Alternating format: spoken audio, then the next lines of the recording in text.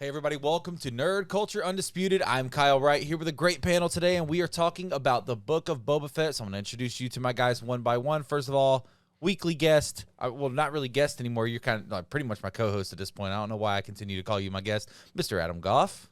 Hey, thanks for having me, as always, man. Looking forward to dissecting this Book of Boba Fett season. What a show! What a ride it was.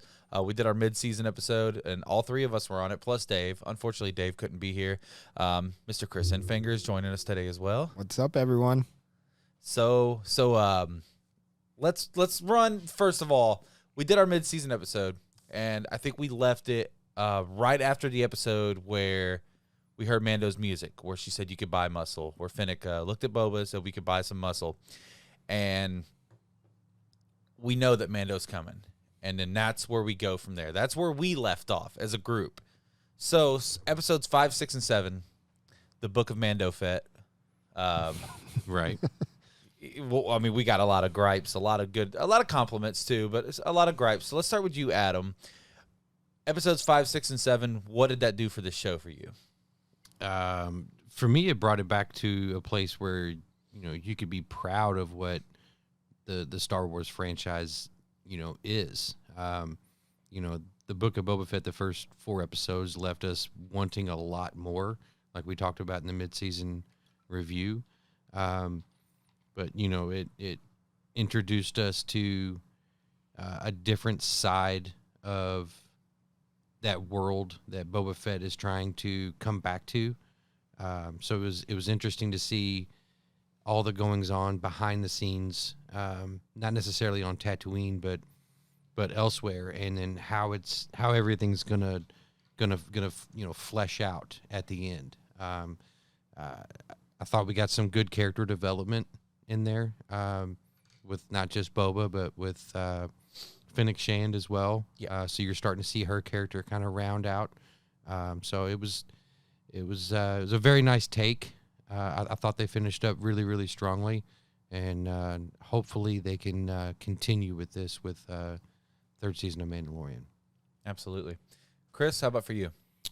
Well, it was interesting because it was 4 episodes of flashbacks, essentially, and kind of a little bit of development. Boba Fett getting healthy again, and then we went into, in one episode, Luke, Grogu, Mando, Ahsoka, and the Marshal. All in, it's like, holy cow, what's going on here, And then, where's Boba Fett? And he wasn't even in that one. It was like 5 seconds. So it's like, is this still a show about Boba Fett? Is this really about Boba Fett, or is it a Star Wars show? Right. And I think that I'm thinking that was by design. Like, let's toil with the fans a little bit, play with them a little bit, give them something that, they've kind of asked for. Where's Boba Fett been? Everyone's, where's Boba Fett been? How did he get out of the Sarlacc pit? How did this happen? And we see that, even though a lot of people are iffy on how that happened and all those happenings. There's a lot of rumblings about that. But then we're going to give him Luke Skywalker. Looked great, by the way. Yeah. Looked Oh incredible. my God. That was a fan that had done that, right? Yeah, And they so used it was his thing. Yeah, it was a YouTuber, Mhm. and they had Lucasfilm hired him. We knew why, and then we saw it. Actually, we had asked each other on this show, like, is there any chance of seeing Luke? And we were all like, nah, probably not. And then, holy crap, not only Luke but Ahsoka. I want to ask a question about Ahsoka, because this bothered me a little bit. And just, there's plot holes and everything. There's some, like, we talk about Spider-Man No Way Home all the time. There's so many damn plot holes in that movie, but everybody raves about them. So just like something that kind of irritated me. Why did we have to go through all this bullshit for Grogu to contact a Jedi if Ahsoka knew where Luke was anyway? That's an interesting question. I think this is something that I've thought about, and it's really. Well, Ahsoka left the Jedi Order, right? Right. Yeah. So even if she did know, like, I don't think she has any ties to that order anymore. So, and then again, Luke is damn near the only other one that we know of, right? Right. At this point. At this point. So, I mean, I don't think it's necessarily a plot hole, as they're just trying to make it a little more intriguing and tell a better story. Because otherwise, how many movies have we talked about where, well, if they just did this, then they could just circumvent everything else that they did in that movie, and then there's no movie. The movie's just over. Right. So, I mean, they're just building it up. And, I think Ahsoka left the Order for a reason, because she didn't trust him. She didn't want to be around the council anymore. And, Luke is basically on his own trying to rebuild that. So, but if she doesn't want to be a part of it, then so be it. I always thought with Luke well, to answer your question, Kyle, I think Ahsoka has attachments. She's involved in attachments, and the Jedi Order was not very big on that. Which is very clear at this point. Yeah, it's very clear. Yeah. Like, she still cares about Anakin. Yeah, right. Obviously, she mentioned him, Right, and she's obviously, assuming from Mandalorian Season 2, she's actively looking for Thrawn, which from the end of Rebels tells us she's looking for Ezra. Yeah, so she wants to find Thrawn. She wants to find Ezra. Whether it's she knows if she finds Thrawn, she finds Ezra, or she's going after Thrawn, due to how she feels about him and what he did. We'll see eventually for sure. Right. We'll probably see in the Ahsoka series that storyline. But yeah, she still cares about attachments with individuals, and that's something that the Jedi don't. Now, when it comes to Luke, the way I see it is sometimes the best player doesn't make the best coach. And so now you have Luke, who's trying to become a coach and start this, this school, and he's had a couple opportunities now, and they just aren't working out too well. And obviously we get that storyline later on, with Kylo Ren and what happens there. So, and maybe we see some of that dynamic. It's interesting that you bring that up, because you brought up a meme before we started recording about, like, Luke's kind of a dick. Yeah. Like, what is it? He's making him choose. Right. So he sets down the chainmail, and he sets down Yoda's saber, and he makes Grogu make a choice. And that was the end of, I think, episode 6. Yeah. And everybody's like, oh, what's Grogu going to do? Well, then there's a meme out there where it's, Obi-Wan saying, only the Sith deal in absolutes, right? So is he being a dick, or is he trying to get his school off the ground, and he thinks he can do it with Grogu? Yeah, very interesting. Which coming out of that episode, I wish we would have done a recording. Which, by the way, I think we're pretty much planning on doing a weekly after show for Obi-Wan Kenobi. We will at least do preseason, midseason, postseason, but we want to try and do one every week, so that because that episode, there was so much we could have talked about, because that was like pretty much like, okay, here we go, is Grogu dead? Yep. Like, we're gonna find out, like, is Grogu even alive, like, now?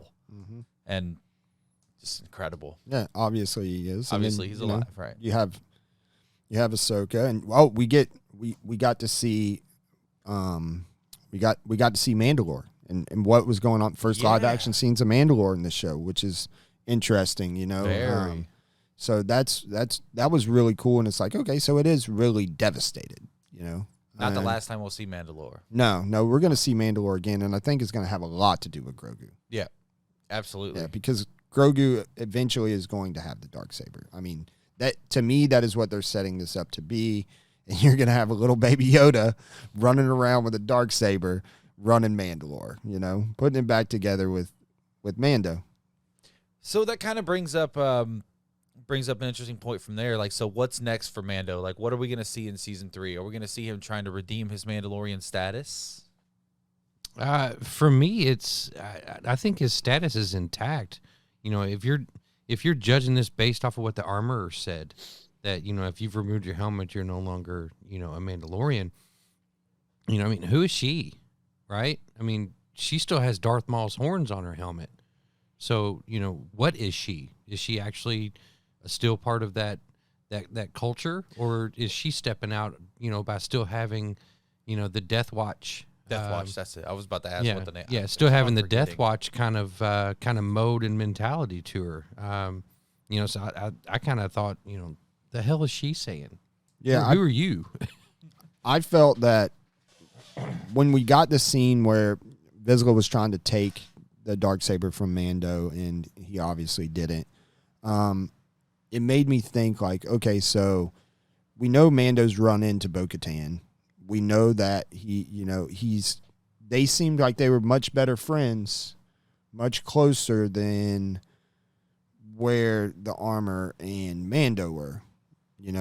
I think Mando might have a little bit of a sour taste in his mouth due to the situation with the Armor. Yes, he still has some loyalty there, but I think he's probably going to reach out to Bo-Katan and say, hey, can you tell me the real story about what went on, what's going on here, and then he'll make a judgment call on it, which I eventually am going to say that he goes with Bo-Katan and those guys. It's interesting, though, because she really throws some shade on Bo-Katan, which I thought was a fun little reference there to that scene in Rebels that we were talking about, where she's just given the Darksaber. She didn't earn it. She wasn't she never earned it. So, I love the shade that we got, and I love the little subtle references that we got to these cartoons, which, by the way, I think this is happening in the Marvel universe, too, where I think people have skipped the animated stuff for so long. Now these people are scrambling to watch this, because also we see Cad Bane in this series, who we haven't even mentioned yet. Mm-hmm. Oh shit. I mean, in Clone Wars, you see Cad Bane. Yeah. You see it. One of the best episodes of Clone Wars is the one where Cad Bane is hired to kill Palpatine. Yeah. And Obi-Wan Kenobi is the one who saves the day. And it's like, wow, what? It's like, what? So if you haven't seen the Clone Wars series, you at least watch the best episodes of them. Yeah, I mean, Clone Wars and definitely Bad Batch. I mean, if we're gonna get a Book of Boba Fett season 2, which we're gonna get into that here in a minute. We have a couple fan questions. If we're gonna get a season 2, I assume we're gonna get that arc from Bad Batch that we didn't even explore. They didn't even explore that Boba Fett has a sister. Boba Fett has a sister, and there was no acknowledgement of a history between Cad Bane and Fennec Shand, which I thought was a little weird, because they definitely have one. Yeah, they definitely have one. They were going after Omega. Yeah, exactly. So I mean, we've seen Cad Bane now in live action and 2 animated series, and I mean, he's going to come up again, I think.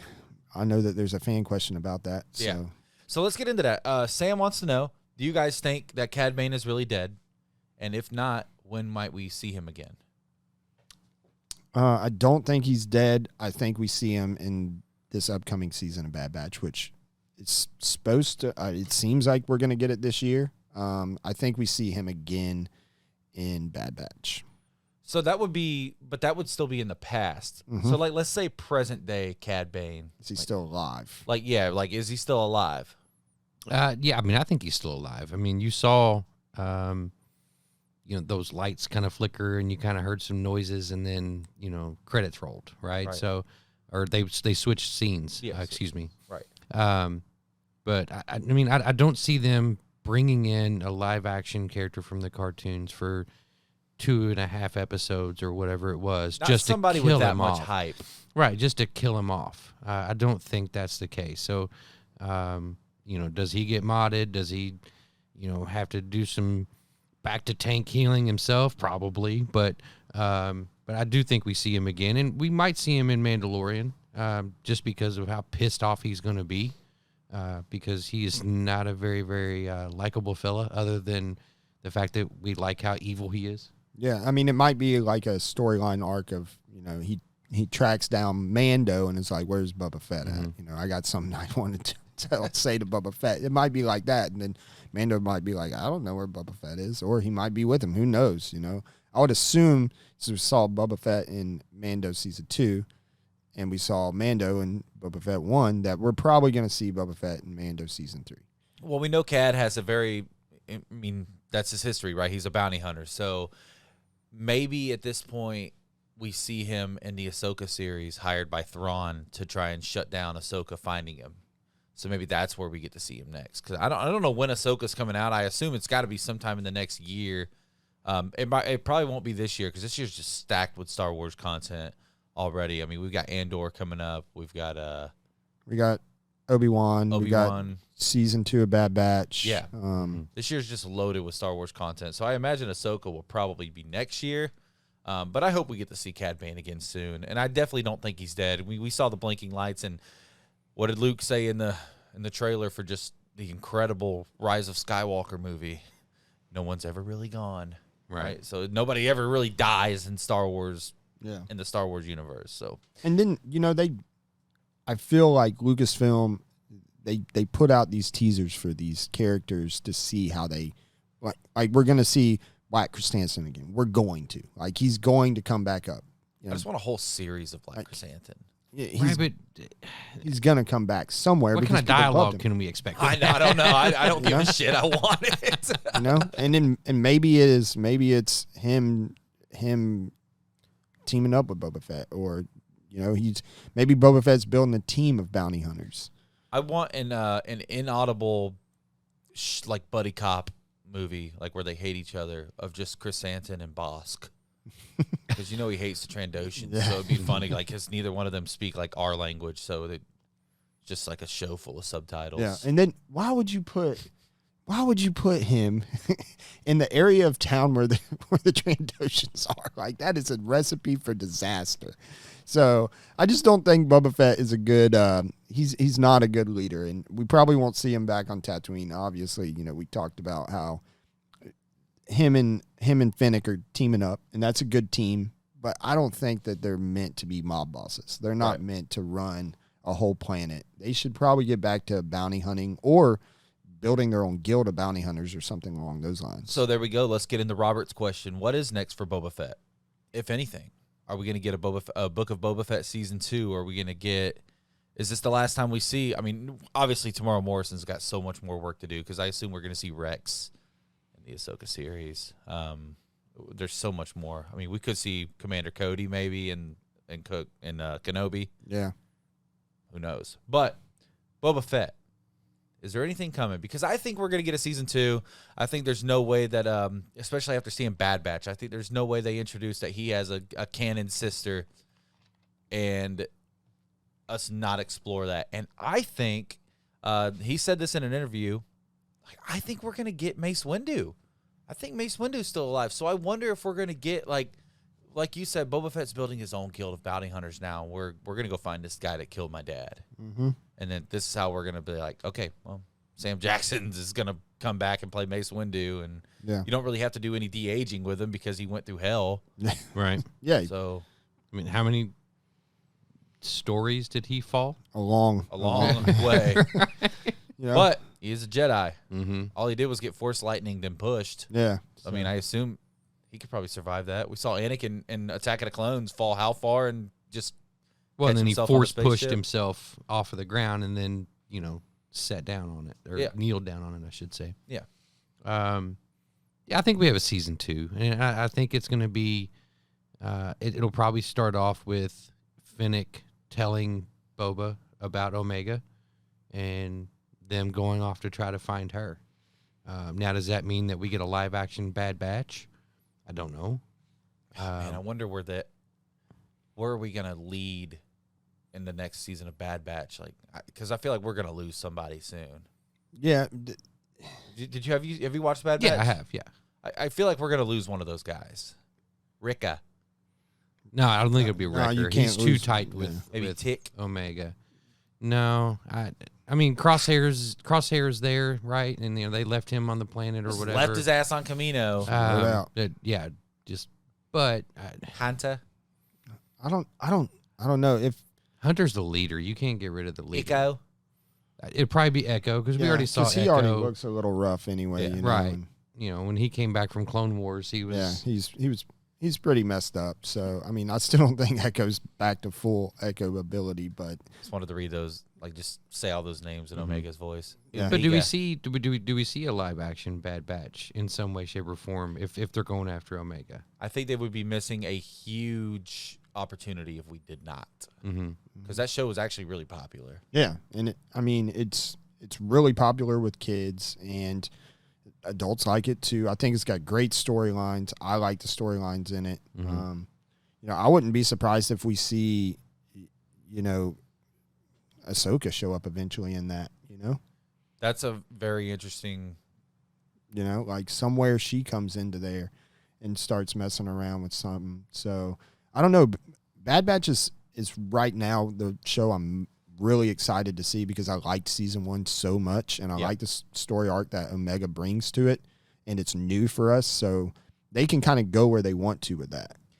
I think as long as Dave Filoni is involved, we're in good hands. Yeah. Dave Filoni, Jon Favreau, and by the way, Bryce Dallas Howard. Smoking it, dude. Goodness. Yeah. Awesome. You know, Robert Rodriguez he did the last episode, and some of his shots are cool and stuff, but I just don't get the same vibe that I get with Filoni and Bryce Dallas Howard. Like, they are meant to do Star Wars. Lucasfilm and Disney need to keep them around and happy as long as they can. Those two episodes, episodes 5 and 6 of this season, like even like let's just say, I know the Book of Boba Fett, like we didn't get any Boba Fett in those 2 episodes, barely. I think 60 seconds between the 2 episodes. Right.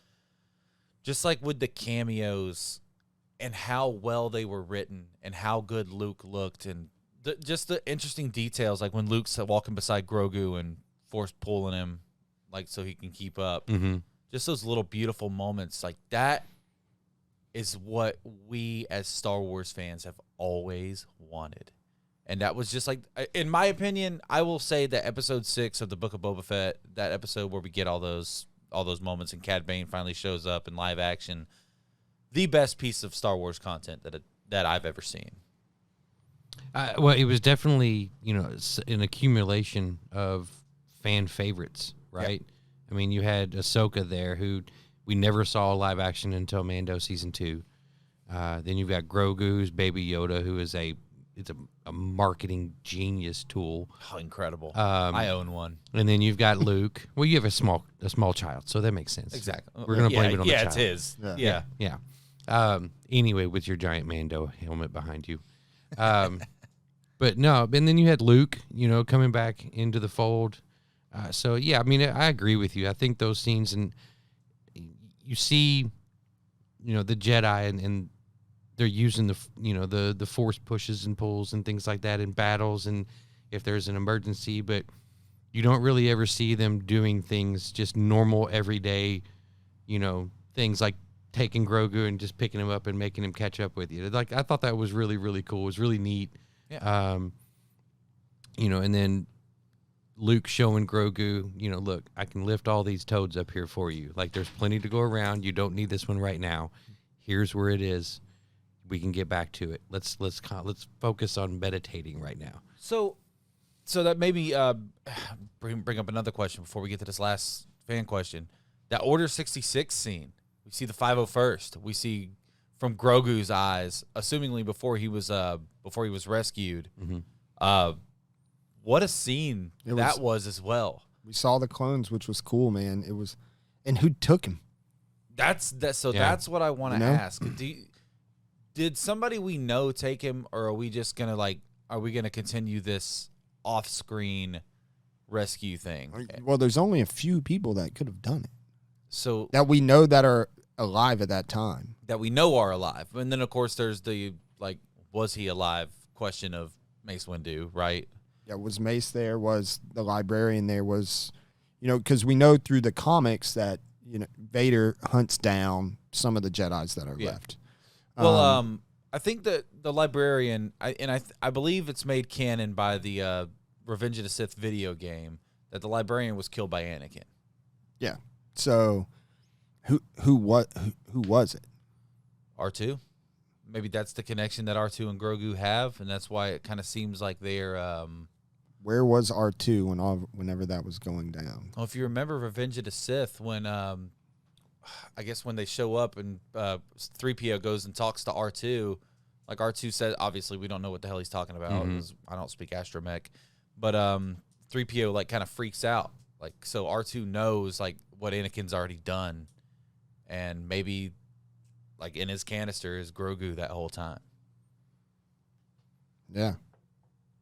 Is Grogu hiding out in R2-D2? Well, here's my question, though, right? So we saw the clones in going after Grogu, but I don't remember clones going to the Jedi Temple. I remember droids following Anakin into the Jedi Temple. So is this after Anakin went and cleared out the temple, or is this before?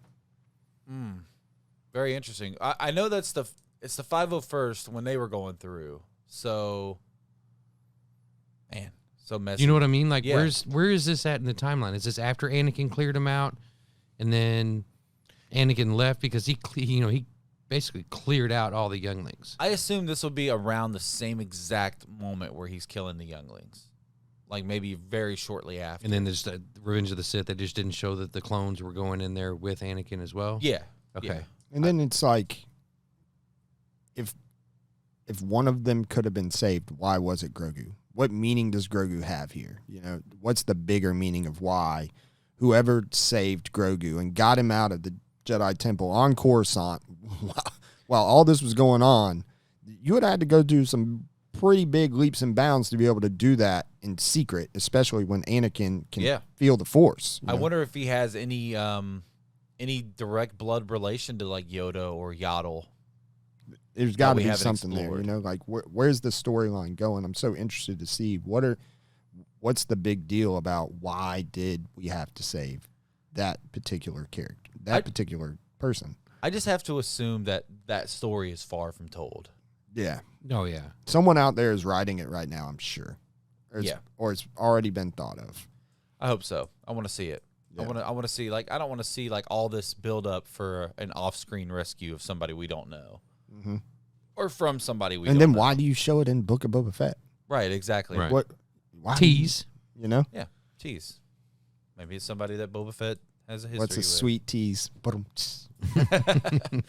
So last fan question, Brandon wants to know, are we done seeing Luke Skywalker, or do you guys think there's more story to be told for the Luke side of things?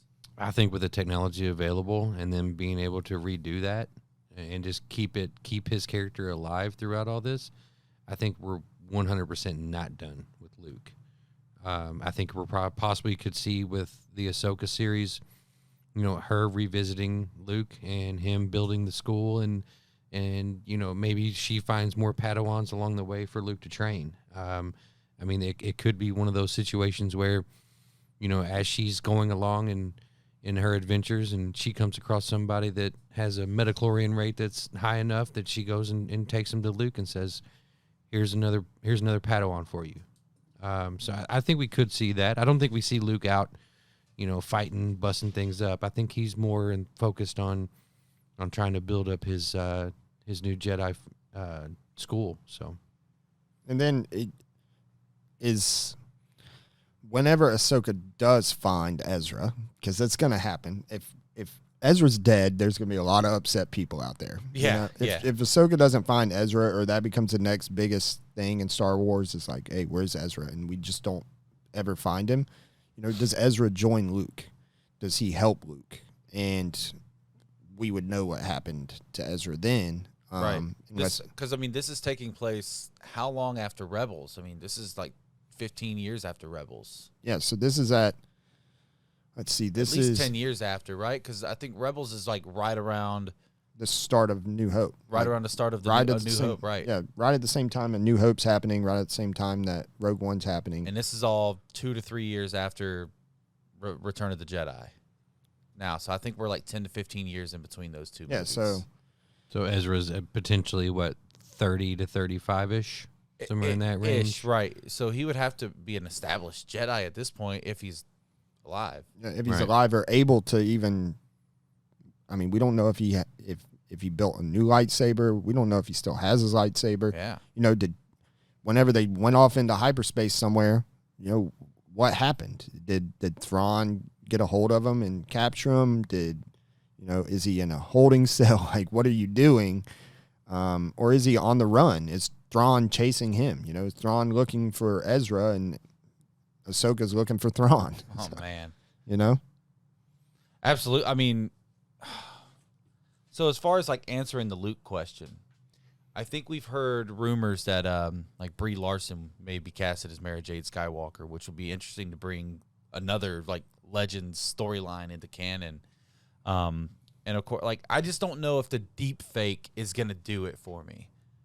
I think that we need to see somebody cast as Luke. And we see the fan castings all the time of Sebastian Stan as Luke Skywalker, which there it is. I mean, he's a high build actor, but he's not somebody that you're going to lose a whole lot of money on. And I think if you cast somebody big like him, people are going to watch that, man. I mean, even people that are just Marvel fans and not even Star Wars fans are going to be like, okay, well, Sebastian Stan's playing him, so Right. I'll go watch it. I don't think Luke's story is done. I think that we're heading towards maybe not a complete retcon of the sequels, but maybe just like a rewriting of those, if that makes sense. They make too much money on Rey. Rey is so big in the female community, especially for young women, that I don't think they're going to completely retcon those. Also, they built a whole ride called the Rise of the Resistance at Disney that cost a whole shit ton of money. So I don't think they're going to retcon that, but I do think that we're going to head towards some kind of rewrites of canon, if that makes sense. I think the biggest mistake they did was Luke Skywalker trying to kill Kylo Ren. If they got rid of that scene, it could correct a lot of things. Yeah. Because then it's like, well, who was in Luke's school? How many students did he have? How many people did Kylo Ren? How many, who did the Knights of Ren kill? Like, what happened there? But that scene kind of complicated things. I wish they wouldn't have put that scene in there, because that one scene right there changes everything for me with who was with Luke. Did Luke actually have students? And then why did he feel I could feel the darkness in him, or whatever he said. Like, so you have formed an attachment to him. So as Luke got rid of these attachment issues, where did it go? How did it happen? But that one scene right there is where all the complications come in for me. I don't mind the Rey storyline. I don't mind the Finn storyline. I don't mind, that Palpatine was still alive pulling the strings. What I mind about is, like, really what happened with Luke Skywalker and Kylo Ren, because that complicated everything. It complicates the whole storyline with the Jedi. Yeah. I mean, I wonder, even like we see people escape Order 66, like maybe somebody escaped that massacre as well. I mean, I don't know. I agree with you, though. That's where everything got a little messy for me, because I really enjoyed the Force Awakens. Maybe it was for nostalgia purposes. Maybe it was for all this other stuff. But I enjoyed Force Awakens, and then I just thought The Last Jedi just completely shattered Star Wars for me until The Mandalorian came out. Yeah. But from there on, I think Rian Johnson, the guy that does Jurassic World, did that movie. And I just think my theory on it, and the reasons that the Rise of Skywalker kind of fell short for me too, I don't think Palpatine was ever the plan. I think Snoke was the plan, and I think what we were supposed to get this to happen. But then when you have two different directors for a trilogy, I mean, you imagine if Kevin Feige wasn't doing all of Marvel stuff and they just throw in some random douchebag to do Iron Man and he kills off Iron Man. Right. So then all this is pointless. So maybe Snoke is supposed to be this big bad, and then Rian Johnson freaking kills him off. And how do you explain that rather than it's easy to bring back Palpatine? Yeah. It's easy. Yeah. So, I mean, I my theory on it is that we were supposed to get a much better trilogy than we did. And then Rian Johnson destroyed it with The Last Jedi, killing off Luke, by the way. I mean, Luke dies in that movie too, which is fucking stupid. I can't. I wish we could do a whole 50-minute recording on just bashing The Last Jedi. And maybe we get in Bad Batch, because it has been so clone driven, and we see Omega knows all the secrets of the clones, or most of them at least. She knows how all of those things happen because she was there. So maybe that's where we get that storyline of Snoke and how he came to be. I highly doubt that they're going to do that story in one of these other shows, but Bad Batch would be a great place to really tell that story. Yeah, because they took all that technology before they bombed Camino. And so, and we do see some kind of cloning arc happening in Mando season 2, where they're trying to get the DNA from Grogu. Yeah, and then we see, Omega run to this other cloning facility that is deserted, that the Kaminoans built, and so she knows all about that world. So I think that what we see is we see the storyline of how Snoke came to be, and eventually how Palpatine stayed what he was. Probably in Bad Batch, because it seems to be the most clone-driven show. My biggest thing, I know we're totally off topic here, but you went down this rabbit hole. Who cares? We're right. Here. So we're my only thing at 35 is minutes, so we're good. Who the hell are all the Sith that are in that coliseum, if you will, in the Rise of Skywalker. Because like I was always under the impression that there's one master and there's one apprentice. There's Right. always- So if there are always Palpatine, two. right? So if Palpatine is the master, and he's trying to get Rey to be his apprentice, who the hell are all those other people?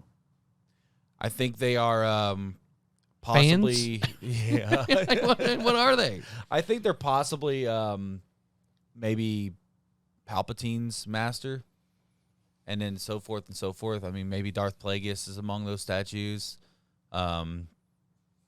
No, I'm not talking about the statues. I'm talking about the actual people. There's There's like a coliseum back there full of. I think they're those are just chanting and shit. So it's like projections. But it's like, who are these people? I think they're projections.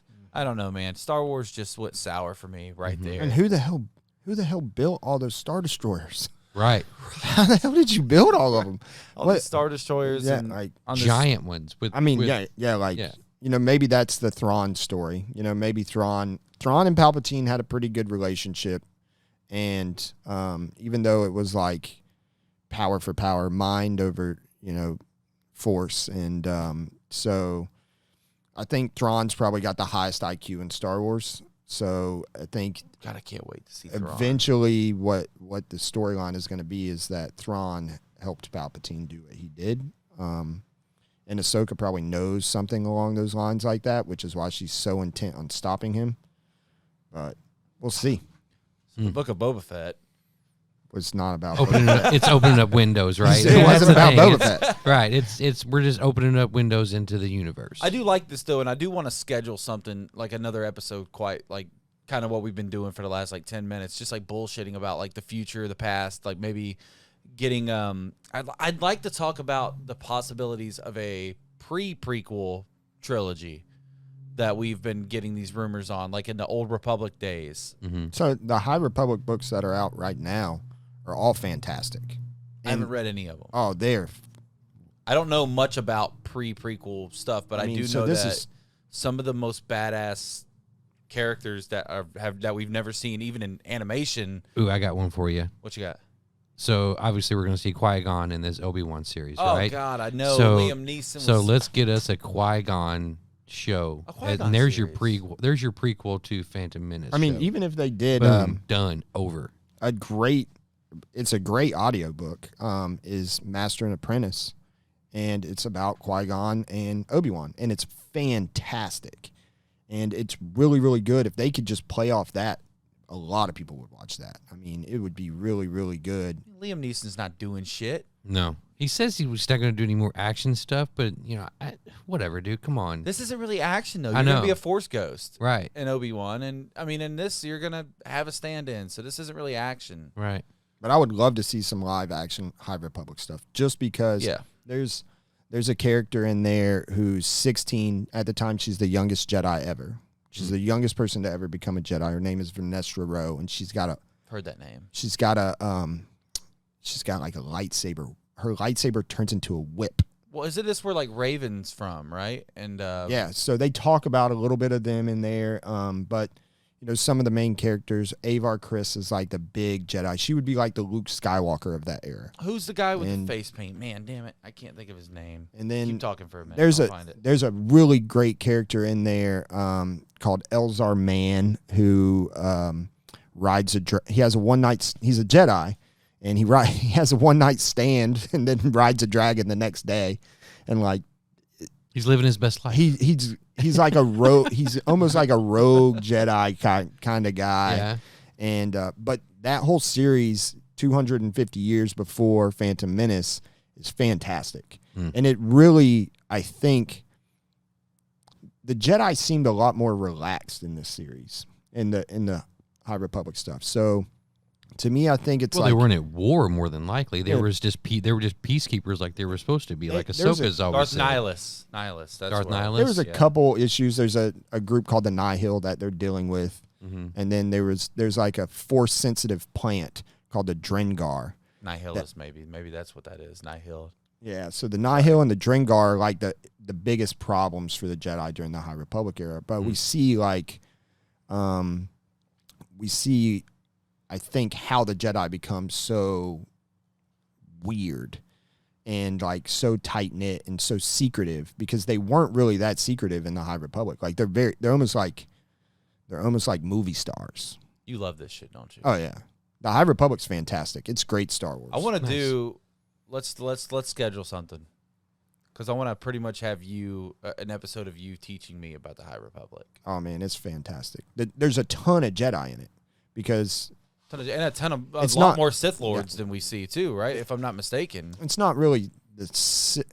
It's not really the Sith. So the Drengar operate off of the dark side of the Force, and they're really terrible creatures. Like they're awful. Like they're really, really bad. But they're kind of like the forgotten part of the High Republic. There's a couple books that are about them, but the real big issue is the Nihil.